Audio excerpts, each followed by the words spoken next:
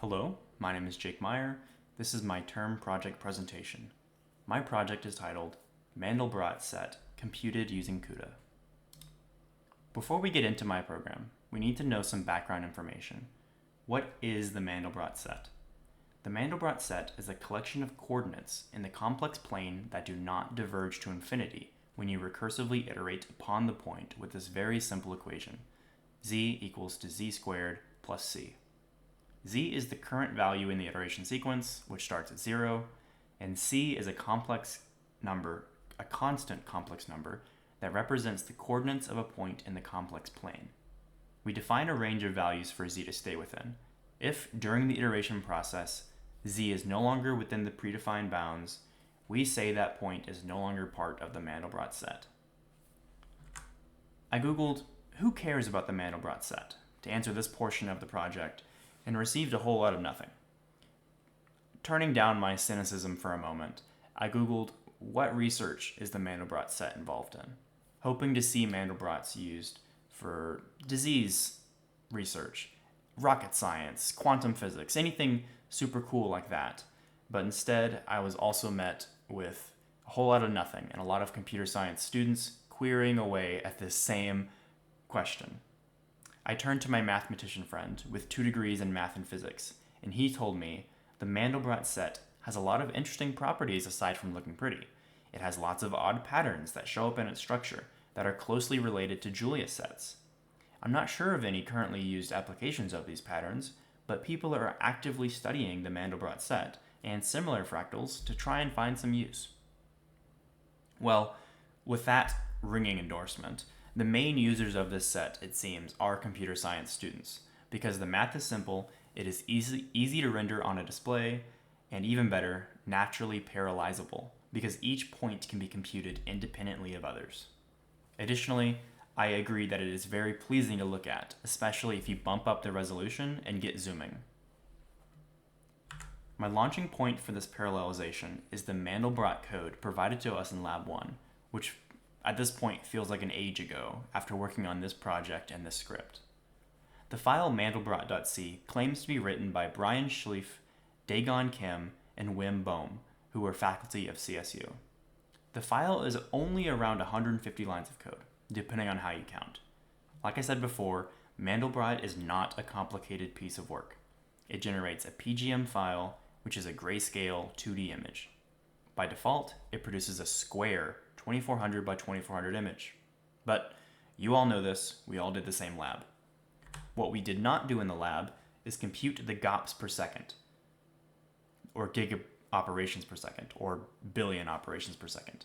I ran the original code multiple times, averaged out the results, and found that the CPU puts out 16 GOPS per second when the maximum iterations was set to 1,000. It increased a comfortable bit when I increased the iteration count. And this image is just the inner loop showing what happens for each iteration and how I got to that 11 operations for iteration count. But why is the GOPS increasing as the iterations increase? That's not entirely clear to me. Before we even parallelize a single line of code, for some reason the GOPS is going up. Why is that? I have no concrete answers, but I have some theories. First, I think that because the same bits of memory keep getting reused in each iteration, that they get cached more efficiently.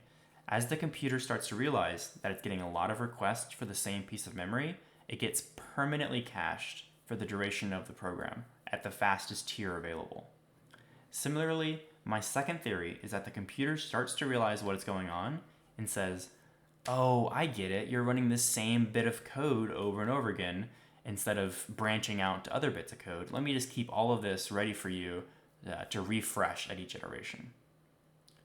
Regardless of the true source of this speedup, I find that it is persistent throughout this project. The higher the iteration count, the higher the GOPS per second. What we see later is that the trend does not always continue that way, and eventually I will reach a plateau. What was my game plan for approaching this project? Firstly, I wanted to simply get it to run on CUDA. I knew that would be the hardest step, so I wanted to just get a single-threaded, sequential execution going on the GPU. I looked at our matrix multiplication project from PA5 and branched my implementation off of that. I made a kernel file that was called from a main file that defined the block sizes and grid sizes. Once I had successful images being generated, I would then start to try to speed it up, piece by piece, thread by thread, block by block. Eventually, I would have to coalesce my memory accesses, but I put that off to the end. My first iteration was running the Mandelbrot program on a single thread in a single block on a single SM on the GPU. It was just the same program from the original version, just thrown into a kernel. This means I did not do anything to set it up with CUDA terminology like threadIDX. I don't even know at this point if I used a CUDA mem copy, so it's a miracle that I was getting memory to and from the GPU. But man, it was slow. I tried to do 1,000 iterations like I did on the CPU in about 3 seconds, and after a minute of waiting, I thought it had crashed. I spent about 10 minutes debugging before I just tried a smaller iteration count. After 48 seconds, I could complete 50 iterations. 95 seconds for 100 iterations. It seemed like it was roughly 1 second per iteration, so there was no way I was going to sit there for 16 minutes to try 1,000. And look at those GOPS per second. 0.06 when the whew, I got a ways to go. And we should talk about what my target is. The fish machines that I'm using at CSU have GTX 1060 graphics cards. These are pretty powerful machines, and their theoretical peak performance when boosting is 4,375 giga operations per second. And that was my target that I was trying to reach. So I have a long way to go, basically.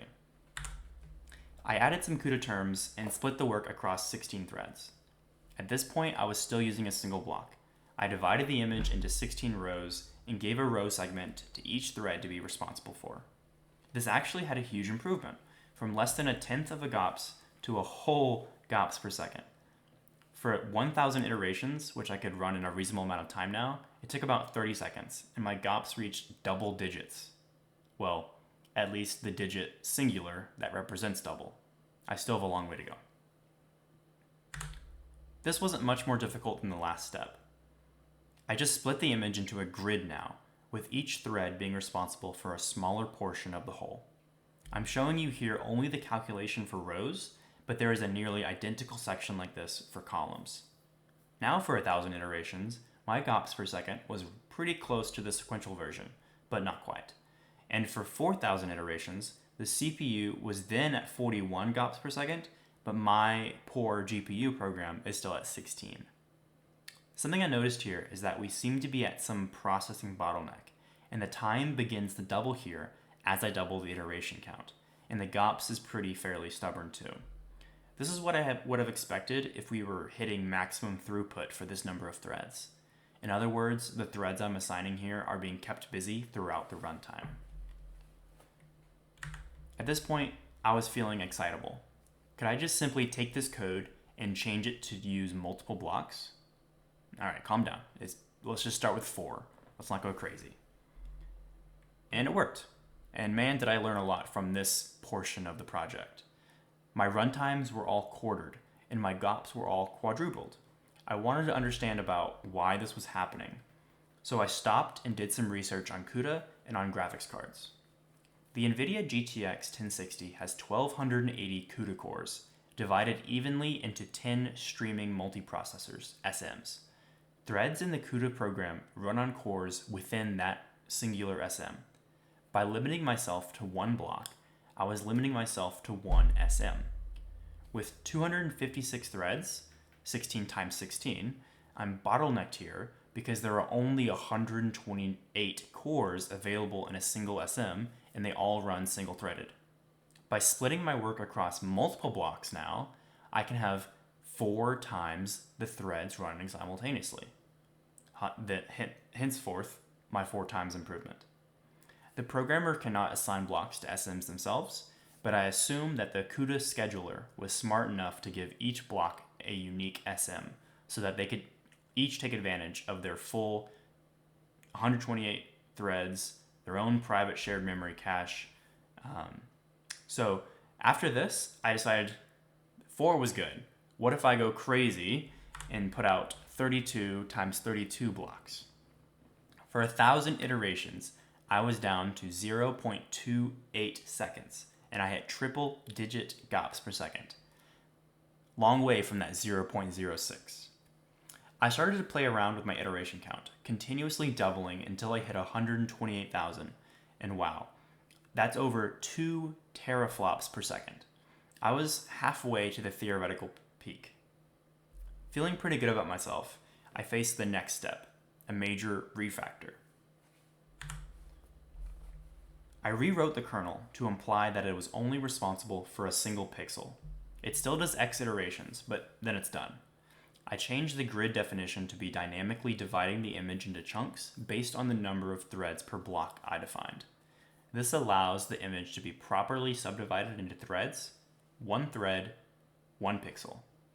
And it worked just fine, although for some reason it was slightly slower than the other code, but still, this felt more like the right way of doing things, so I carried on with this as my final development. Here I graph the difference between those two final iterations. The scale is exponential, with the x-axis doubling at each tick. There are two graphs here, one showing the gigaflops per second and the other showing the runtime. You see that the two programs exhibit the same behavior, starting off really strong, getting faster and faster, and then hitting that maximum throughput at the plateau of the gigaflops per second. Once they reach that plateau, the runtime now has to necessarily double as the input size doubles. You can see that once I reached around 128,000, it just continued to double every time. That is the runtime. After feeling content about where I was at with the program, I started to play around with other parameters. For all of the earlier results, I ran with the same 2400 by 2400 image that we used in the lab. But I wanted to see if there was a difference in GOPS per second if we used a larger image. Unfortunately, not really. The GOPS followed a nearly identical pattern to the smaller image. The only difference is that it took longer to execute, and the new image is sharper because it is 25 times larger. I was able to get a pretty good speed up at this point, so I decided to not only test the size of the image, but just crazy bonkers numbers of iterations. With 1 million iterations, almost every point in the area eventually falls out of the passing bounds of Z, and thus are left out of the Mandelbrot set. We are left with only the points that are the most confident about. This is a 12,000 by 12,000 image, by the way, and this took about 10 minutes to generate. In conclusion, I got halfway to theoretical peak. My high score was 2,296 gigaflops per second, which I achieved at 1,024,000 iterations on a 2400 by 2400 image. I was able to get the speed up versus the sequential CPU version to 14 times for a 1,000 iteration image. Thank you for listening. Great presentation to everyone who's went before me, and good luck to those still to come after me.